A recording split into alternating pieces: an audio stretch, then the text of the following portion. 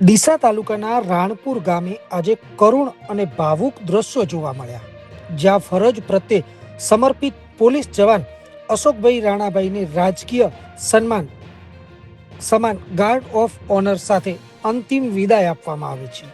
અંતિમ વિદાય વખતે ધાનેરા પોલીસ સ્ટેશનના PI Shri SD Chaudhary, PSI SV Chaudhary સહિત સમગ્ર પોલીસ સ્ટાફે શોકમગ્ન વાતાવરણમાં સલામી આપી હતી અને પોતાના સાથી જવાનને ભાવભીની શ્રદ્ધાંજલિ અર્પણ કરી હતી. પોલીસ બેન્ડના કરુણ સૂર અને સલામીના દ્રશ્યોએ ઉપસ્થિત તમામ વ્યક્તિઓની આંખો ભીની કરી દીધી હતી. અંતિમ દર્શન માટે મોટી સંખ્યામાં ગ્રામજનો, સ્વજનો અને શુભેચ્છકો ઉમટી પડ્યા હતા.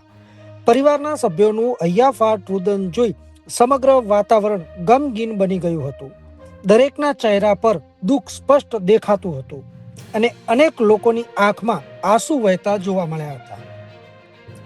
પોલીસ અધિકારીઓ અને ઉપસ્થિત લોકોએ અશોકભાઈની ફરજ નિષ્ઠા, શિસ્ત અને સેવાભાવને યાદ કરતા તેમને સાચા અર્થમાં જનસેવાના સિપાહી તરીકે બિરદાવ્યા હતા.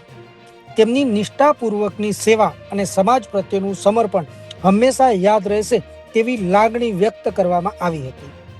અંતિમ વિદાયમાં તમામ વિધિઓ પૂર્ણ થયા બાદ ગાર્ડ ઓફ ઓનર સાથે અશોકભાઈને શ્રદ્ધાસુમન અર્પણ કરવામાં આવ્યા હતા.